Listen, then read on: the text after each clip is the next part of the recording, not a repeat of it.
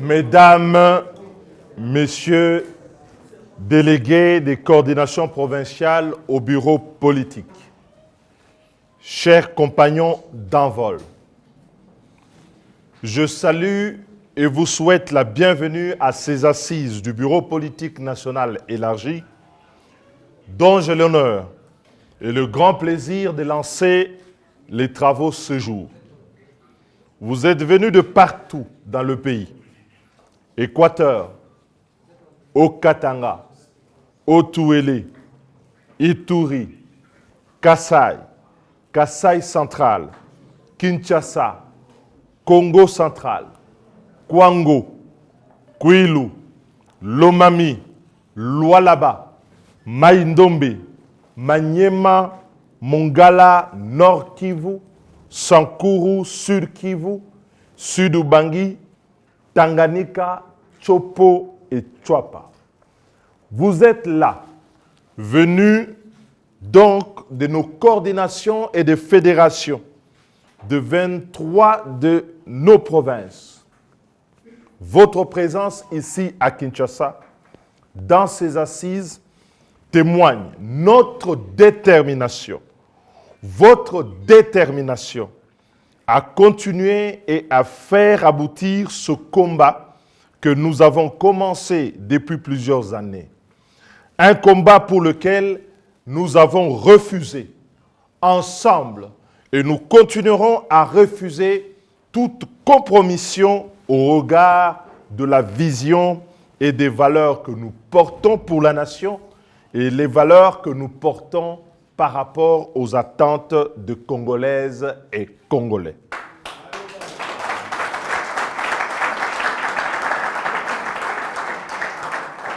Je m'empresse d'exprimer donc à mon nom et à celui du parti tout entier la gratitude de notre parti Envol à l'endroit de la direction et du personnel du Centre catholique Nganda qui nous accueille pour la seconde fois dans ce paisible lieu d'échange, de travail ainsi que de réflexion.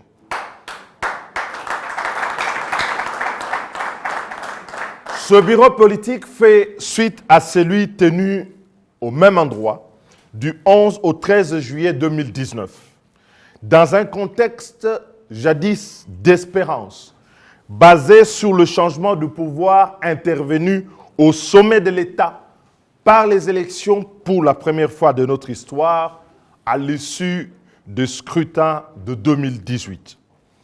Une alternance, beaucoup l'ont oubliée, dont il faut rappeler qu'elle fut imposée par notre peuple, arrachée au prix des privations et parfois du sacrifice suprême de notre jeunesse sur fond de l'engagement des politiques, des églises et de toutes les forces vives et sociales dans la défense de la Constitution, de la démocratie, de la liberté et dans la quête, enfin, du bien-être pour chaque Congolais.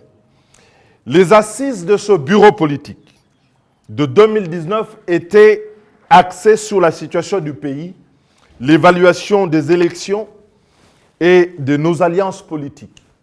Au bout de 3 journées d'intenses travaux, 4 options politiques majeures avaient été dégagées, constituant la feuille de route sur laquelle le parti s'est conduit au cours des dernières années, à savoir 1.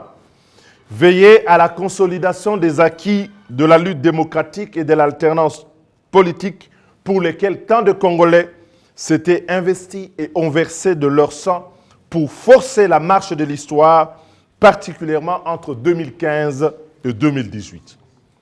2. Apporter notre contribution dans les nécessaires réformes de l'État en vue de permettre à nos compatriotes de bénéficier pour une fois des dividendes du changement politique. 3. Contribuer à l'amélioration de la gouvernance électorale par des initiatives courageuses de réforme et de révision du cadre institutionnel et légal des élections afin de garantir la tenue dans le respect des délais constitutionnels des élections de 2023, dans la quête sans doute aussi des meilleures élections que celles des cycles antérieurs, j'ai cité 2006, 2011 et 2018. 4.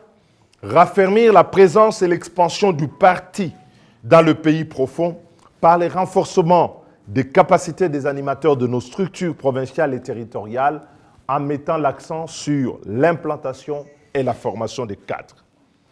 Chers compagnons, 3 ans après ce bureau politique, l'occasion nous est offerte de nous interroger nous-mêmes sur l'exécution de nos propres recommandations de 2019. Je vous invite au cours de ce travaux à une autocritique sans concession, je dis bien sans concession, pour faire avancer les idéaux de liberté, d'indépendance nationale, de justice sociale pour notre Congo, tels qu'exprimés solennellement dans la déclaration de principe de notre parti en vol.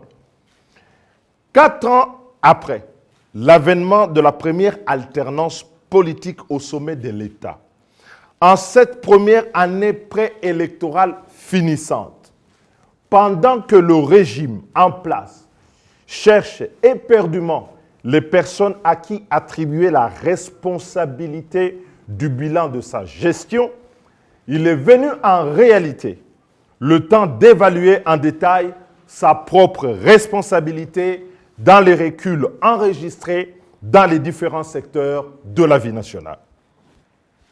Chers compagnons, le contexte national dans lequel s'ouvre ce bureau politique est celui d'un affront à notre dignité de peuple libre, souverain et indépendant.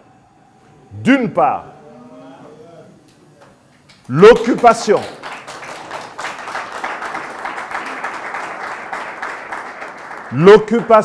de Bunagana par le M23, soutenu par le Rwanda, force au demeurant jadis vaincue en 2012, est en réalité le symbole de ce recul et de la faillite politique du régime actuel qui a orchestré un chaos diplomatique et sécuritaire dans la région.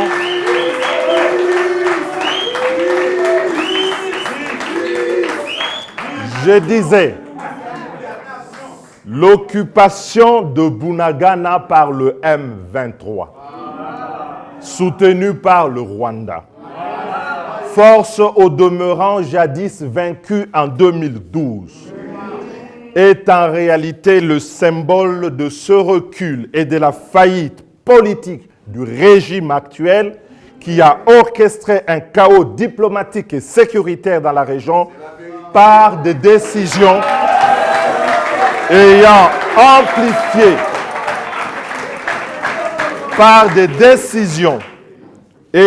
amplifié une situation sécuritaire pourtant bien connue de tous, tout en exigeant le retrait du M23 de Bunagana, et ce sans condition. Il nous faut mesurer les conséquences de ces décisions prises par un régime inconséquent depuis 2019, lesquelles ont alimenté la dégradation de la situation actuelle. Le Congo ne souffre pas d'être attaqué. Le Congo ne souffre pas parce qu'il n'est pas aimé. Le Congo souffre de ne pas être gouverné et administré comme le démontre d'ailleurs le conflit de Kwamouth, qui compte déjà des centaines de morts dans la province de Mai-Ndombe et qui prend de plus en plus de proportions inquiétantes. Il atteint aujourd'hui des provinces du Kwango et du Kwilu, dans la quasi-indifférence et dans l'impuissance des pouvoirs publics. Il menace gravement la capitale, Kinshasa, au sein de laquelle nous vivons et où prolifère l'insécurité urbaine, avec des batailles rangées entre gangs de Kuluna, sémant la mort et la désolation parmi nos populations désormais apeurées. L'expansion de l'insécurité urbaine n'épargne pas plusieurs villes des provinces, en dehors des zones de guerre qui continuent de semer la désolation et la peur parmi nos populations, l'État a déserté le champ de l'administration de notre pays. Avec les yeux fermés, avec les yeux ouverts, on ne peut pas se mentir. Même si toutes nos villes sont placardées des affiches à la gloire du régime, on peut dire une chose et reconnaître la réalité, que ça ne va pas du tout. D'autre part, en dépit de cette propagande et des affiches qui polluent la vie, qui polluent la vue, la RDC a une nouvelle palme, celle d'être le deuxième pays le plus pauvre du monde, malgré les immenses ressources que regorge notre pays et qui sont extraites comme un corps vidé de son sang de notre sous-sol dans les différences et la complicité de pouvoir. Le désespoir de notre jeunesse, la souffrance des masses laborieuses, la paupérisation des travailleurs par la perte du pouvoir d'achat ne peuvent cacher la misère de notre peuple qui souffre des inégalités et de la mauvaise gouvernance du régime gangréné par la corruption, le clientélisme, le tribalisme et l'impunité. Mesdames et messieurs, notre mission en tant que parti politique et notre responsabilité pour le pays, en cette veille de l'année électorale, nous oblige avant tout de passer à peigne fin la situation générale du pays en tenant compte de tous les rapports reçus et ce dont je vous remercie, de nos coordinations et des fédérations de notre parti. C'est pourquoi je vous convie, dans le cadre des panels du présent bureau politique, à vous pencher sur 6 points. 1. L'évaluation de la situation générale du pays sur tous les plans, politique, sécuritaire, économique et financier, et dont nous livrerons les conclusions à la clôture de ce bureau politique. 2. La préparation du 2e congrès ordinaire du parti qui se tiendra après celui de Noki en 2021 dans la ville de Kisangani, à la courbe du fleuve, là où le Congo vibre. 3. La validation du cadre du projet politique et de notre programme pour les élections de 2023. 4. L'élaboration de la stratégie électorale pour 2023, parce que ceux qui en doutaient, l'envol ne sera derrière personne. L'envol se présentera. 5. L'envol, nous allons élaborer la stratégie électorale pour 2023. Pour ceux qui en doutent encore, qu'ils se réveillent de leur sommeil, l'envol ne sera derrière personne et fera une offre à notre pays.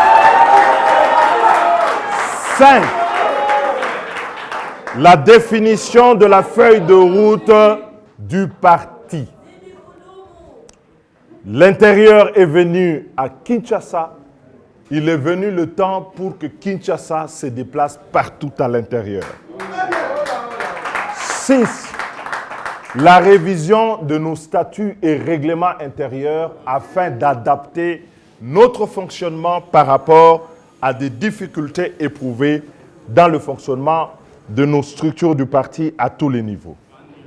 En attendant, laissez-moi vous dire que pendant 4 ans, l'envol a fait reposer son combat de manière particulière sur 2 problématiques essentielles.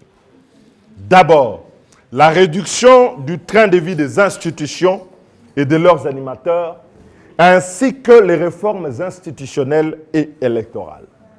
Je commence par la réduction du train de vie des institutions.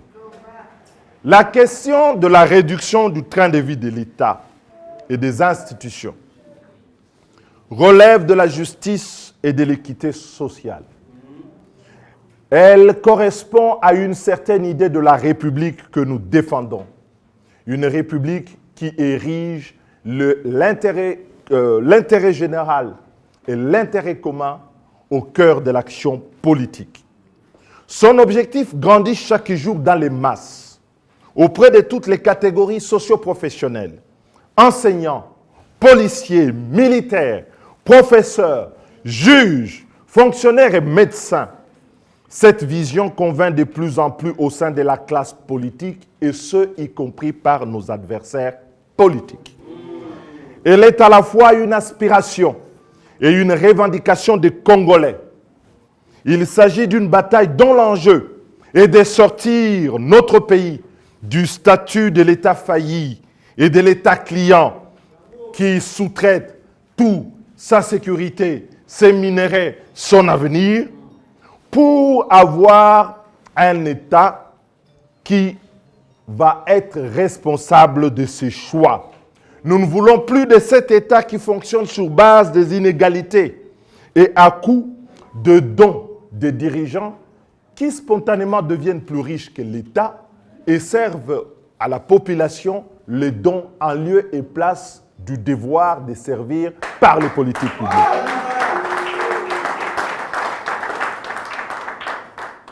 Nous voulons un État qui rompe avec ces pratiques qui sont une véritable pompe aspirante de la corruption institutionnalisée. Il est question de poursuivre l'effort pour nous d'un État capable d'offrir aux Congolais un ensemble de politiques cohérentes, bien pensées et ordonnées en faveur de tous, sans aucune distinction de tribus ou d'appartenance politique ou religieuse. En se battant pour la démocratie, en donnant de leur vie, Thérèse Kapangala, Youssef Ngandou, Rossi Mukendi, ne se sont pas battus pour un régime de privilèges indus au profit de la minorité dirigeante, alimentée par le clientélisme, la corruption et la transformation du patrimoine national en patrimoine privé. En luttant pour la réduction du train de vie des institutions, nous faisons honneur à tous les martyrs qui ont cru en la démocratie et qui ont sacrifié à la fois leur jeunesse et leur vie pour qu'éclose au Congo un pays nouveau. Et au sein de l'envol, nous allons œuvrer pour l'avènement d'un État modeste, mais efficace, capable de délivrer des services publics de qualité en réorientant les ressources vers les missions essentielles d'intérêt général plutôt que dans des banalités et des jouissances des oripeaux du pouvoir. Oui. Chers compagnons, ce n'est pas pour le salaire et les multiples avantages des hommes et des femmes politiques que notre peuple se bat pour obtenir le changement. Le changement doit apporter le changement social. Ça doit se ressentir dans la vie de tout un chacun. Si les mêmes difficultés demeurent, et si dans certains secteurs ça devient plus dur qu'avant, comme c'est partout le cas aujourd'hui, c'est qu'il y a quelque chose qui ne tourne pas rond. Et la raison de nos souffrances, ce n'est pas à chercher ailleurs, ce n'est pas dans l'instrumentalisation de la population contre le tiers, ni dans nos voisins. La raison de nos souffrances, la raison fondamentale, la cause profonde de nos peines est bien en nous-mêmes avant tout et réside dans le type boiteux de la gouvernance actuelle. La souffrance des Congolais est en grande partie proportionnelle à ce que sont les décisions que prennent chaque jour nos dirigeants, inconscients des enjeux réels et des dangers qui pèsent sur nos destins collectifs, indolents à la misère de la population. L'État est devenu un État-restaurant, un distributeur automatique des privilèges et des avantages à des clientèles politiques, aux élus, aux dirigeants du secteur public. Comment comprendre que là où certains n'atteignent pas les $100 de rémunération, certaines catégories sur le trésor public se rémunèrent en plusieurs dizaines de milliers de dollars. La conception La conception actuelle, répandue, celle selon laquelle l'argent public du Trésor, c'est l'argent de poche des dirigeants qui peuvent en disposer à leur guise sans rendre compte, comme ils le veulent, est une conception qu'il faut dépasser. Le développement dans cette conception est relégué au tiers en disant « nous consommons l'argent intérieur comme argent de poche et le développement, ce sera l'affaire de nos partenaires ». Cette conception irresponsable de l'État est la cause de nos malheurs et il faut définitivement en sortir. Pour y parvenir, le débat sur la réduction du train de vie de l'État, et c'est une invitation, qui est celui de la justice sociale et de la lutte contre les inégalités, doit sortir du cadre étroit de l'Assemblée nationale. Il doit se poursuivre dans l'espace public. Et croyez-moi, nous ne nous laisserons pas intimider. Ce débat doit se poursuivre au sein de la société qui devra s'en approprier jusqu'à imposer l'exemplarité des dirigeants dans la conduite des affaires publiques, particulièrement dans la gestion de nos finances. C'est pourquoi je vous appelle à faire de la réduction du train de vie de l'État une question centrale du débat citoyen partout et à tous les niveaux. Elle concerne chaque Congolais, elle ne concerne pas que les élus, en commençant par toutes ces victimes directes des inégalités réduites au silence et qui sont parfois objets de musellement quand ils vont réclamer leurs droits. Comment comprendre que dans une démocratie, les médecins soient brutalisés parce qu'ils font grève ou parce qu'ils manifestent pour leurs droits? Comment comprendre que dans une démocratie, les professeurs, les infirmiers, les fonctionnaires, les enseignants qui reçoivent au quotidien des milliers de promesses non tenues soient privés du droit de pouvoir revendiquer ce que l'État et la société leur doivent? Mes chers compagnons et camarades d'envol, concernant les réformes électorales, il y a d'abord lieu de relever, contrairement au discours ambiant, que les trois piliers de la transparence du processus électoral ont été totalement corrompus dans leurs principes par la nouvelle majorité du régime, j'ai cité l'Union sacrée. L'Union sacrée a perverti la composition de la CENI, a reconfiguré de manière spécieuse la composition de la Cour constitutionnelle, dont on se demande si c'est toujours une Cour constitutionnelle ou c'est l'arrière-cour d'un pouvoir, a anéanti l'ampleur de la réforme électorale. Les efforts fournis avec les collègues dans le cadre du G13 pour parvenir à des réformes électorales basées sur le consensus, afin d'offrir au pays un cadre légal garantissant la tenue dans les délais des élections de 2023 dans des conditions bien meilleures que celles de 2006, 2011 et 2018, ont été totalement compromis. Dès le début de cette législature, pourtant, en 2019, faisant suite à notre bureau politique précité de juillet 2019, en vol, notre parti s'était aussi investi dans la voie de la réforme et avait, au plan institutionnel, initié la pétition en vue de la révision de la Constitution que vous avez signée, ce dont je vous remercie, et fait signer à travers le pays et qui participait du même objectif. Votre initiative n'est pas morte. Elle gît pourtant dans les limbes du calendrier de l'Assemblée nationale, gelée par un état de siège hasardeux, proclamé dans la précipitation, sans planification, dont les initiateurs peinent aujourd'hui à faire un bilan et à en sortir dignement. L'objectif de crédibiliser les élections par l'introduction de la transparence du processus et la traçabilité des résultats électoraux a été sacrifié sur l'autel d'une stratégie de fraude et de manipulation à grande échelle. La raison est simple. Ils n'ont pas de bilan, ils savent qu'en 2023, ça sera difficile, et donc seule la fraude reste aujourd'hui leur exutoire.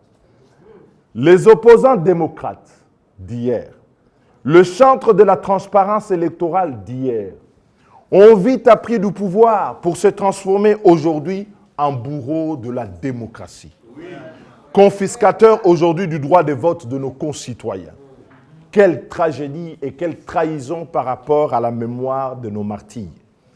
Comme hier, avant 2019, le cadre institutionnel produit par l'Union sacrée n'offre pas de garanties de transparence et de crédibilité des prochaines élections. Cette stratégie pourtant est expresse. Elle est menée pour nous dégoûter de la lutte pour le changement. Suivez-moi bien. Comme vous le savez, lorsque les dégoûtés quittent la table, ce sont les dégoûtants qui restent. Nous ne laisserons pas la place aux dégoûtants.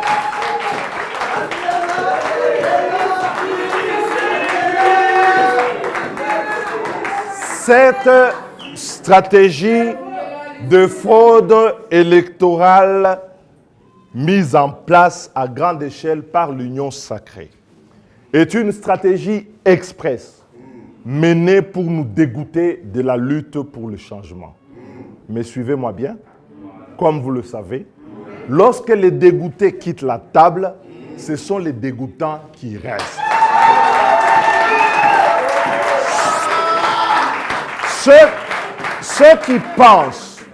Ceux qui pensent que notre dégoût nous conduira à les laisser là, à la table, trôner et gouverner les processus électoraux dans la fraude, se trompent. C'est pourquoi les Congolais doivent être sensibilisés, mobilisés de partout où ils se trouvent, pour empêcher l'exécution du plan de fraude et faire barrage à tout nouvel hold-up électoral.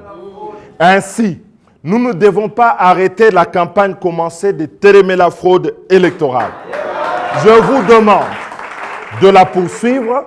Les travaux du bureau politique doivent aider à en définir les modalités et les cadres dans toutes nos coordinations désormais, dans toutes les provinces et les fédérations, afin que l'ampleur de cette lutte permette à notre peuple de recouvrer l'intégrité de son droit de vote. Je lance ainsi, dès maintenant, un vibrant appel à tous les démocrates, épris de la liberté, respectueux du droit de vote, ainsi qu'à tous les partisans de l'agenda citoyen, défini par consensus au sein de la classe politique et la société civile, à rejoindre ce combat de télémer la fraude électorale pour que nous puissions opposer à la fraude, aux faussaires, la vérité des urnes et l'intégrité du vote de Congolais dans le cadre des élections crédibles, démocratiques et apaisées. Le combat que nous menons pour la publication des résultats partiels à la criée à partir de chaque bureau de vote est un facteur important de lutte contre la fraude électorale par la traçabilité des résultats et la transparence de scrutin. La paix et la cohésion nationale post-électorale sont à ce prix. Aujourd'hui, pour ceux qui ne comptent pas, à 556 jours du délai constitutionnel de la tenue des élections, le gouvernement est dans une action qui oscille, navigue entre la méthode Coué et la politique d'autruche en matière électorale. Et il voudrait nous rassurer par ce jeu de sa volonté politique de tenir tout de même les élections de 2023 dans le respect des délais constitutionnels. En réalité, le gouvernement joue dangereusement la montre pour s'abriter derrière la technique et justifier un glissement qu'il a programmé. Au lieu d'attaquer l'opposition comme quoi c'est elle qui ne veut pas des élections, le gouvernement doit les démontrer par les actes, par l'empressement d'aller véritablement à ces scrutins. Or, en agissant de la sorte, le gouvernement feint, suivez-moi bien, comme ce mari qui joue le surpris le jour de l'accouchement, de n'avoir pas payé la layette et pourtant d'une grossesse qui est arrivée à terme.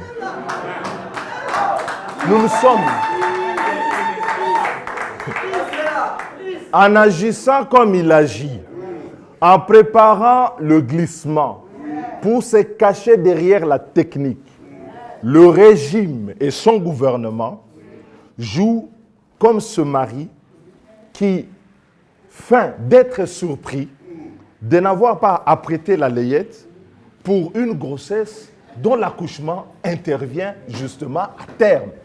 Tout le monde sait que les élections doivent se tenir à décembre 2023. Que personne ne soit ce mari qui découvre que la technique, que ceci ne l'aura pas permis. Nous ne sommes pas dupes. Le peuple devra tirer toutes les conséquences de ces manœuvres en ne laissant pas le régime abuser de notre patience. Il n'y aura donc pas un jour de glissement qui sera ou qui devra être toléré par rapport à la tenue des élections en 2023.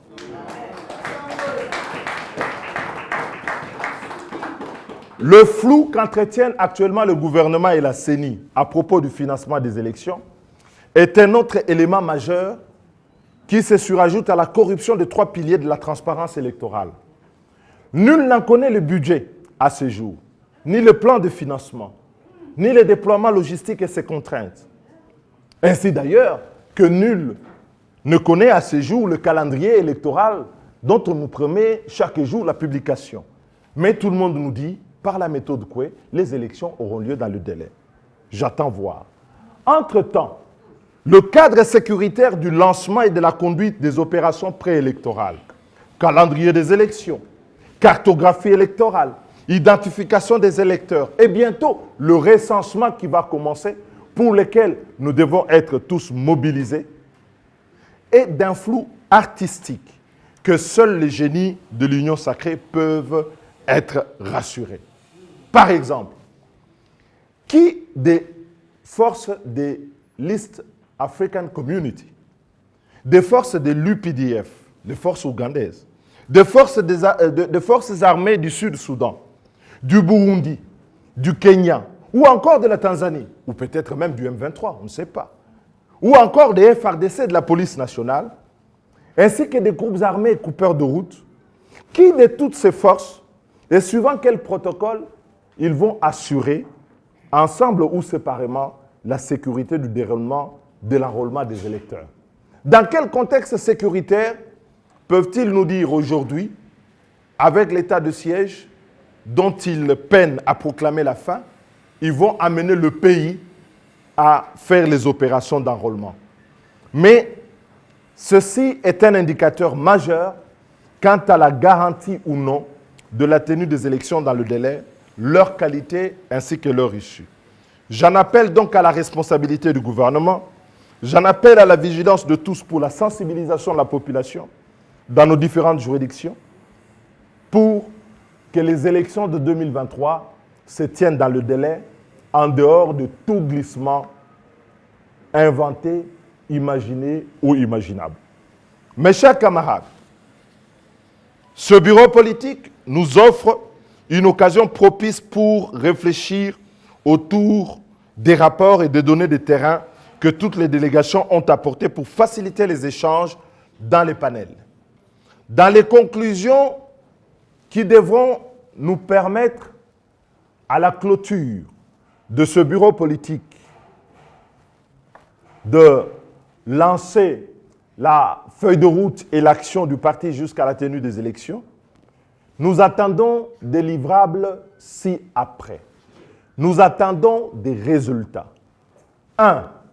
Nous attendons, et je vous promets pour dimanche, l'analyse de la situation générale du pays pour découdre les mensonges que l'on plaque pour cacher la misère de la population qui, elle, est pourtant réelle. 2.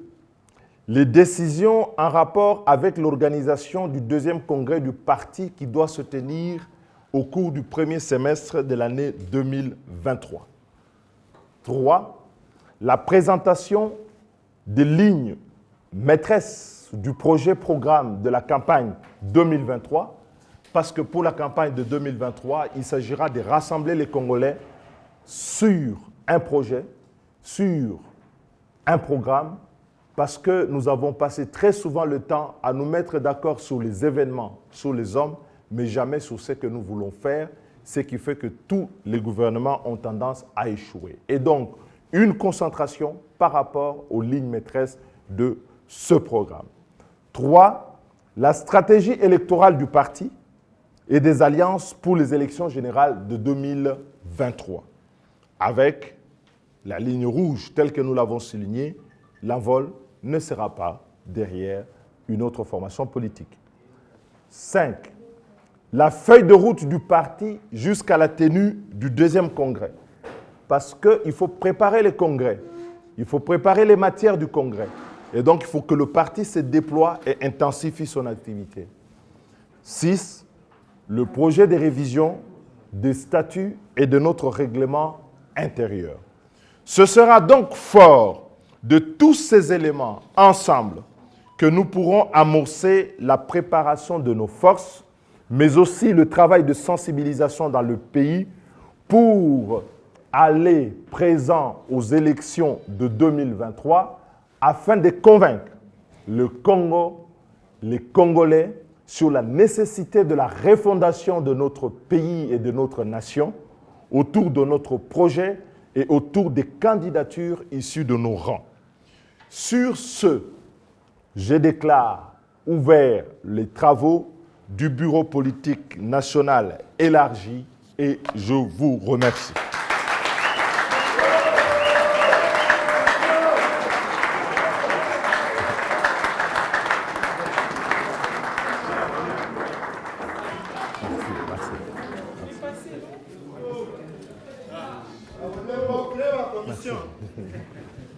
Comment on fait pour la presse?